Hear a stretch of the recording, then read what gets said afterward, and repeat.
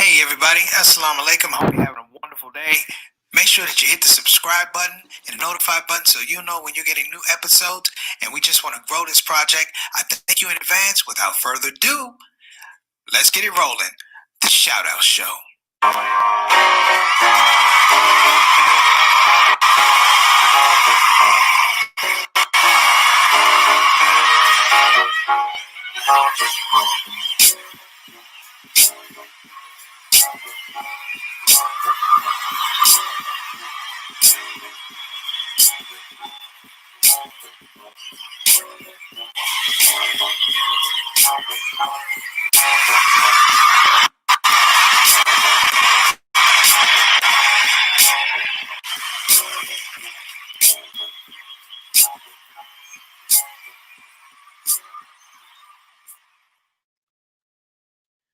Assalamu alaikum rahmatullahi barakatuh, everybody. This is me, your host, Preacher Moss, the host of the SOS, the Shout Out Show.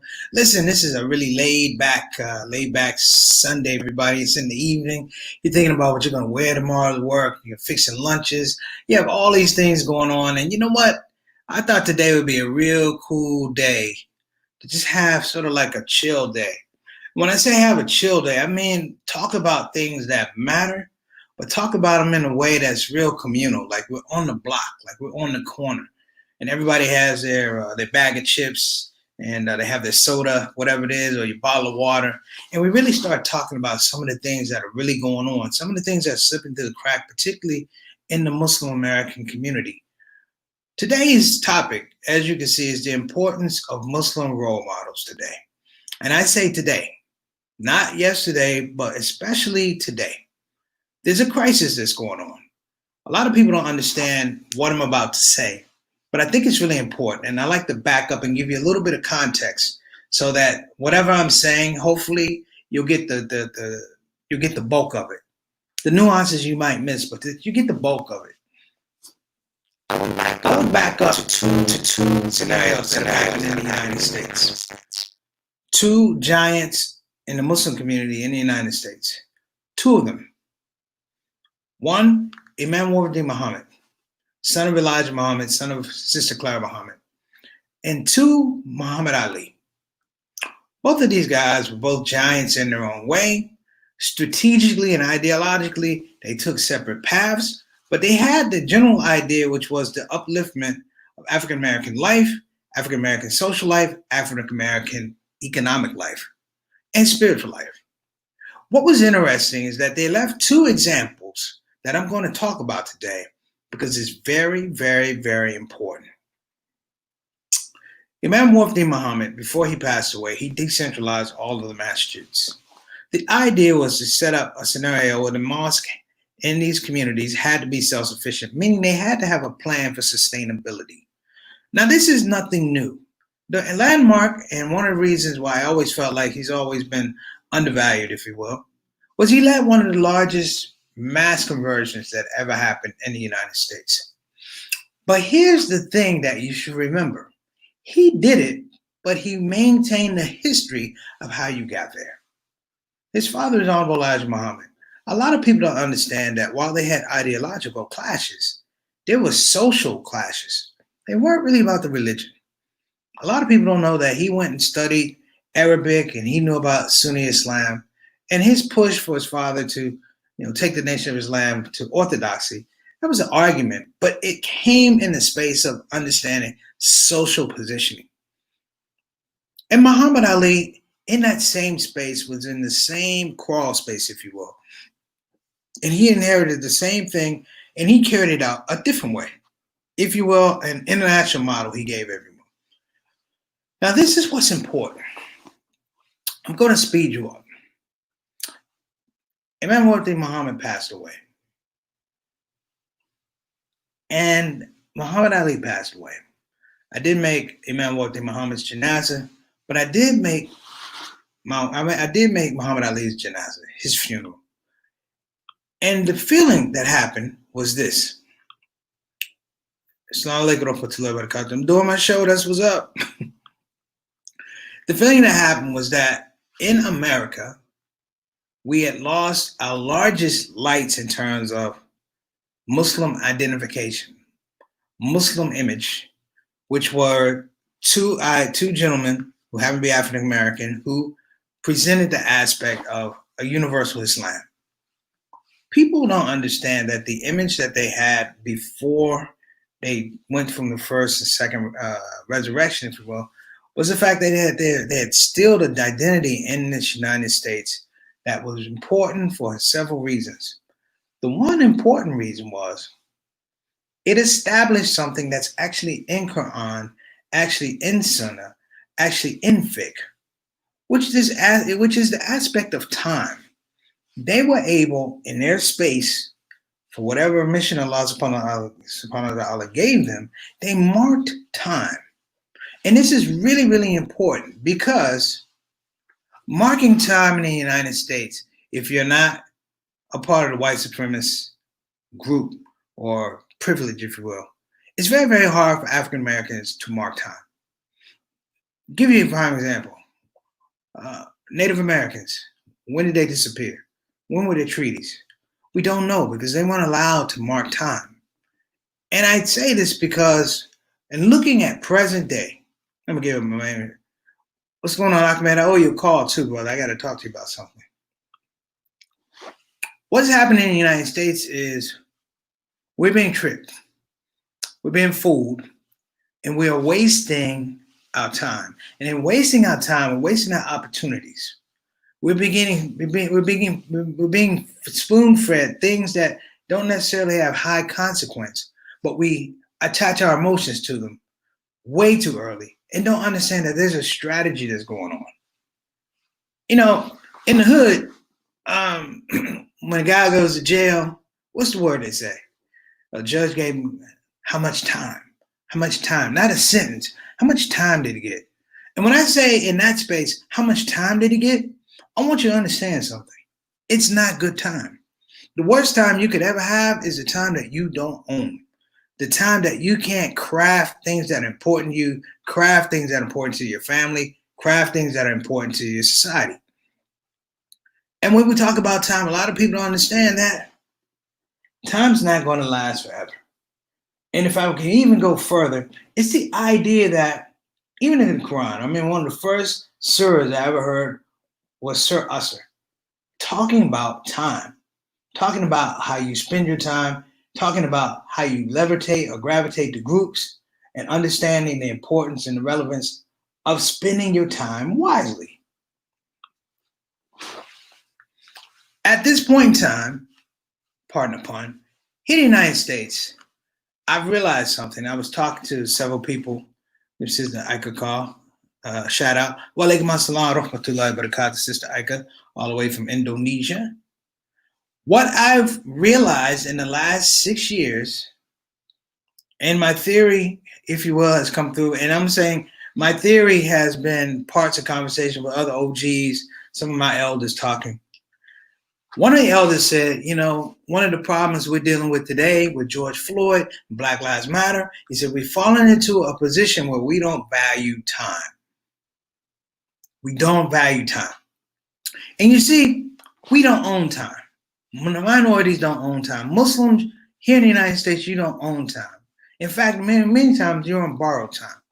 What I mean is, you're not in a position to utilize time to change things constitutionally, structurally, socially. We're not in that space. We get bits and pieces, but it's not the whole kit and caboodle. You know, we get a piece over here, but we're not able to piece it together. And here's the thing you need to realize. I was just looking at the legislation for the Muslim ban. And I hope I don't get in trouble for it, but I'm going to say it. The Muslim ban was very important to some people, but in the large scope of things, it wasted a lot of time. Now, I'm not saying that people don't need to be able to come in here, but it was a void, if you will. It was a strategic thing. It got people thinking about, oh my gosh, my family, I can't get them here. It was an immigration issue. Meanwhile, you got DACA right down the street, but it was an immigration issue, and we got very, very emotional. And what happened was we spent our time. When I say spend our time, I mean our resources, our energy also in the wrong places. Meanwhile, we let foxes in the hen house. When I say foxes in the hen house, you can call it the hen house or you can call it Supreme Court. We now have a court that's slanted conservatively. And when those people get in there, guess what they don't have to deal with people? They don't have to deal with time. Because Supreme Court judges are what? Judges for life. Not 1 year, not 3 years, not 4 years, 5 years, 10 years. Judges for life. As long as you're drawing air, you're a judge. It doesn't mean if you're a good judge or a bad judge. It means that you're a judge. And when I keep going through this, it bothers me. Because it's a term, and I'm gonna give a shout out. This is my big sister right here. Sister, you know I miss you, girl. Walaikum assalam wa rahmatullahi wa barakatuh. Love you, miss you. Give a shout out to your husband.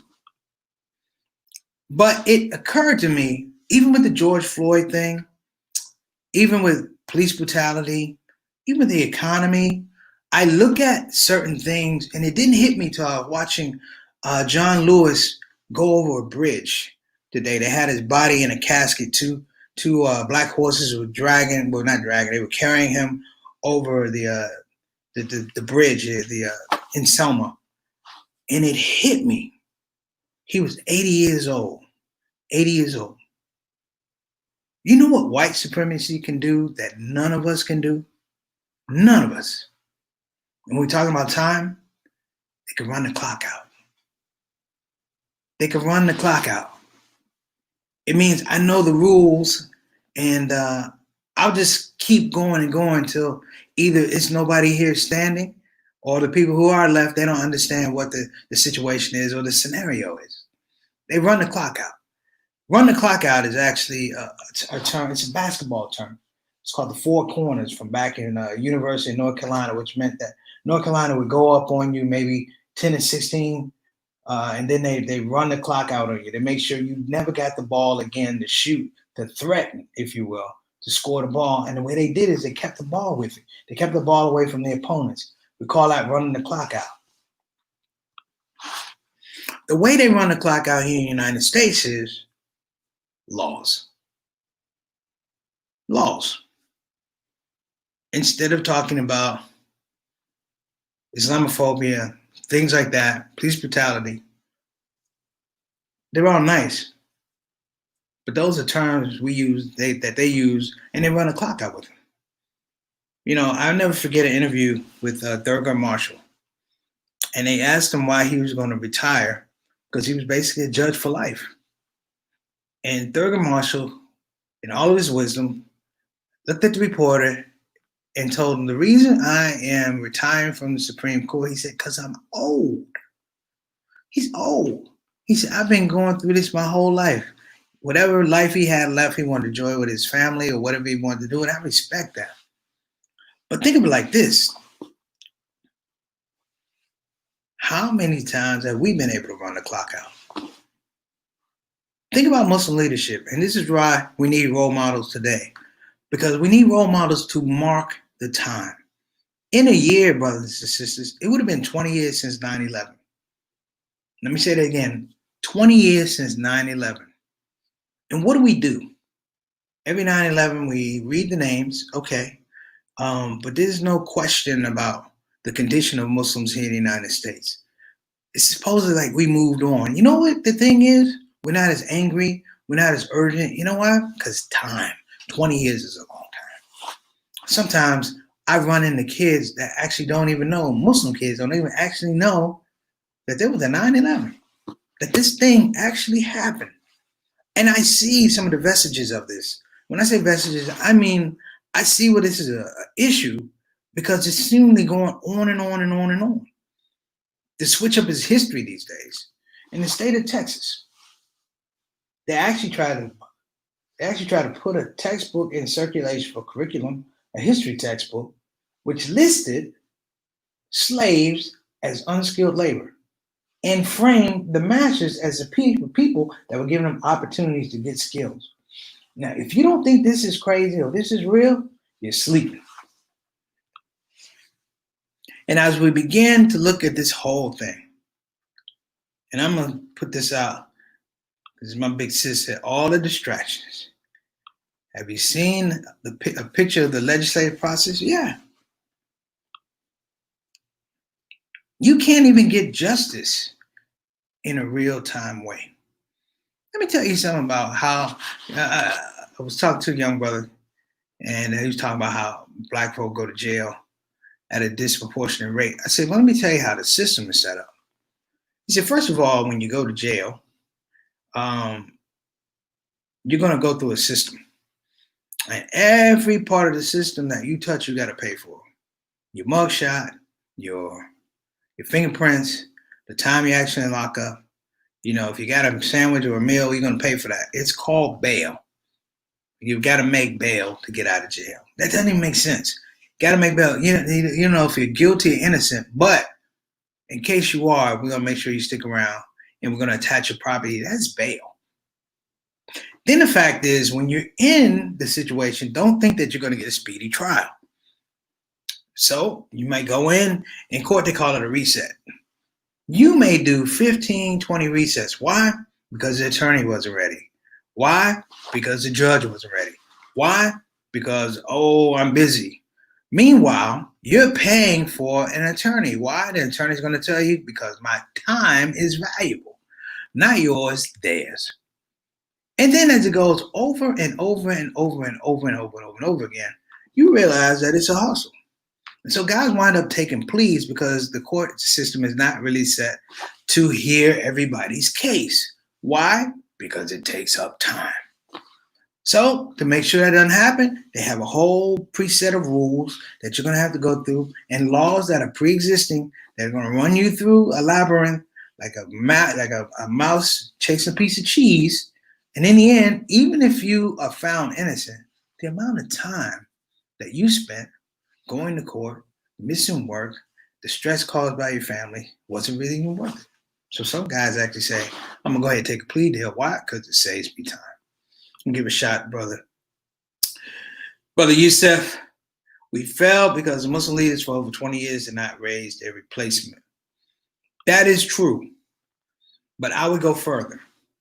We failed because we didn't realize that Islam, Islam, particularly in Muslim situations, that it is the ultimate leaderless organization. If you think about it, all the caliphates failed, pretty much. They failed at some point in time. And it's not they failed, but they failed the rule. They didn't follow prophetic tradition, if you will. You had one leader, Prophet Muhammad, peace and blessings be upon him. And let's even frame this even narrower. He was a leader because he was a prophet, which means that he didn't sign up for the job. He didn't sign up for the job. He was designated. He did not show up and go, you know what? I want to learn the Quran. He was a man who couldn't read. It had to be put on him and the prophets before him. Everyone else that's come behind has failed to understand that there's a divine purpose to every prophet that's come. And to even go further, there's a misnomer. You see, leadership does not necessarily mean you understand the mission. And so we've had leaders, quote unquote leaders, that didn't understand the mission. And there they were 5, 10, 15 years into the situation. And they realized, I haven't moved anything with this community. I haven't developed anything with this community. What's our worth? Are we really in a situation where we can reclaim our time? And the answer is no. It's always been no. In many cases, it's been hell no.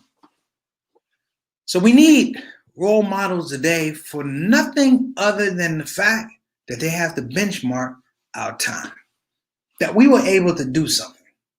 Think about this. In the age of George Floyd, what Muslim stood out? Stood out not just over the Muslim community, but the non-Muslim community. Even the haters said, you got to respect that guy. Who? You had it with Malcolm. You had it with Muhammad Ali. In a very different way, you had it with Imam Muhammad, definitely Elijah Muhammad, and with Farrakhan. But who marks that now? And we're not talking about the mercurial leader. We're talking about a strategic leader.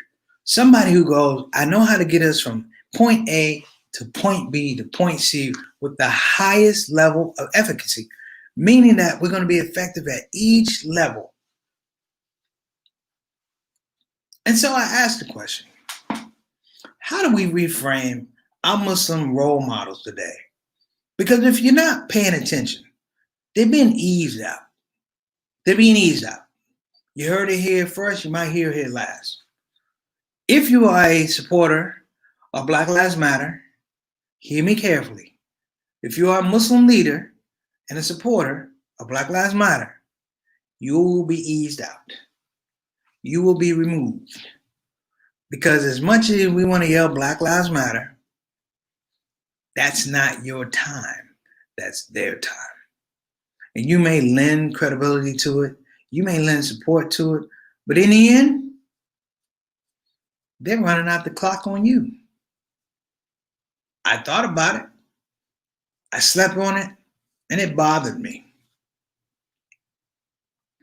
Do you know I haven't heard anything on Black Lives Matter in regarding to John Lewis or C.T. Vivian?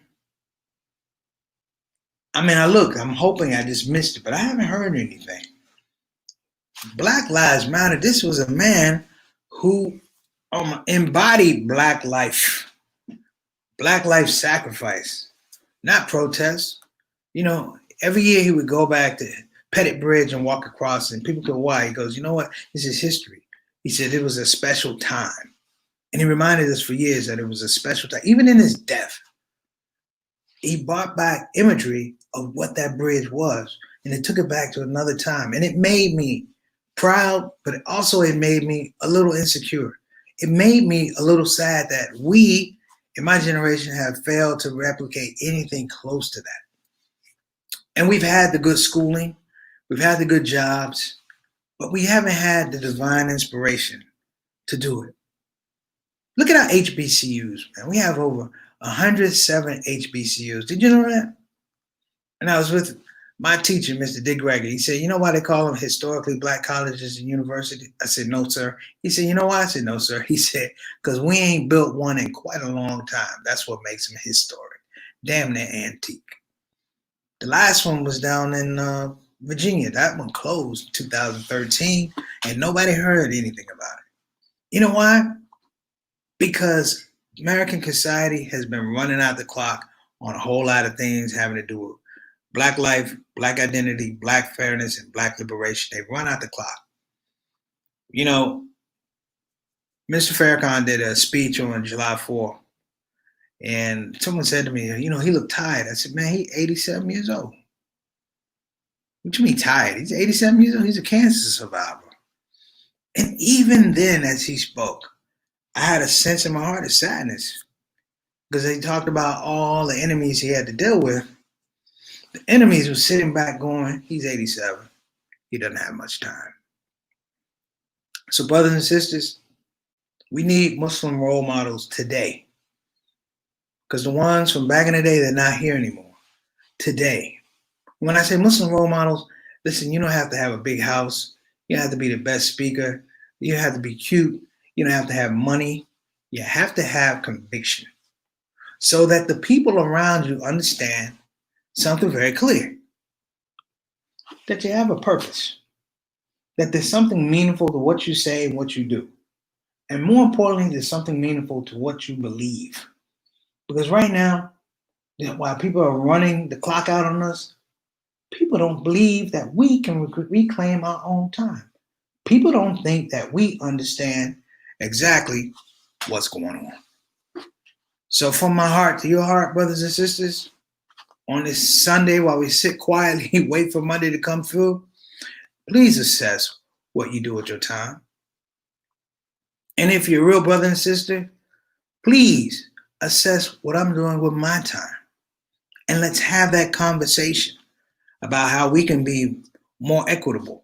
We can be more effective. We can be more robust in our conversations. And these, brothers and sisters, are the conversations you need to have because we're the only ones who can have them. the African American community has always fought with the fact that they had to own their time. That's what slavery was about. You didn't have, free time. No, forget free time. You didn't have any time. And the only way it could last, the slave owners died off. The people that shipped the sharecroppers and slide offs, they died off too.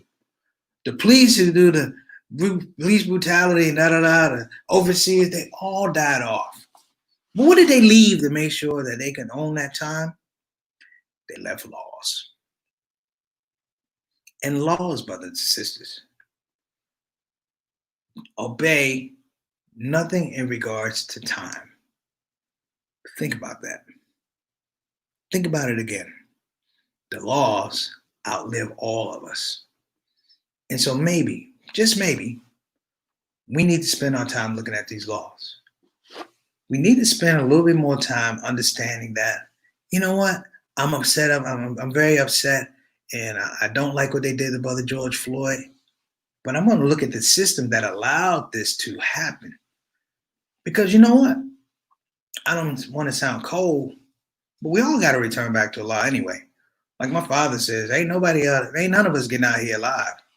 How you go or leave this earth, okay, that's fair, but we're all going to return back to Allah subhanahu. And if you're thinking about that, the idea should come in your heart and should come in your mind about how we treat one another, but also the conversations we have. You see, my role models, they're not famous. They're not famous, they're not rich, but you know what they are? They're consistent. They're very, very consistent. You know that term, so-and-so is just like clockwork? That's a time reference. And it's a darn good time reference. It's right on time, it's a time reference. Because it's about acquisition, taking information and figuring out the best way to use it. So listen, I'm going to get out of here. I want to give a shout out. My mom came on. Sister Naima, I'm so happy to see you. And Mom, you know what? My mom was my role model. I'm going to tell y'all why. Real quickly. My mom protected me knowing that I was an independent thinker. And she shielded me because you had a lot of people that wanted me to think a certain way, react a certain way.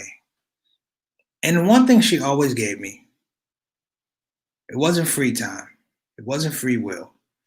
It was the ability to work in spaces and be creative about how I saw the world. So if you ever laughed at one of my jokes, and you say, I didn't think of it that way, you chalk that up to Miss Mary Moss.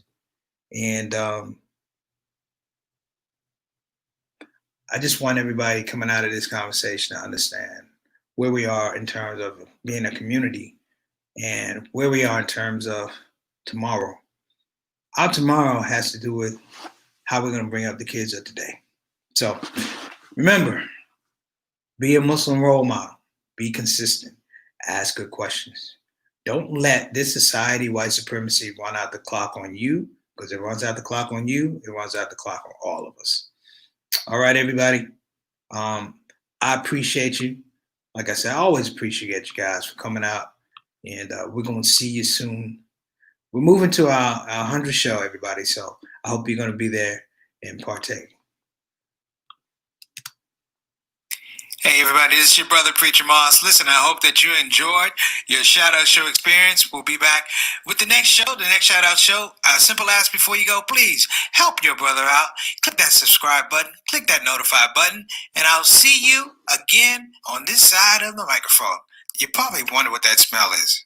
That's me. I smell good. And the reason I smell good is because I use oils from Tarifa Tar. So I'm not saying you can't smell good. I'm not even saying you stink. I'm saying you have the opportunity to smell exquisite. Check out tarifatar.com for some of the best oils and scents in town.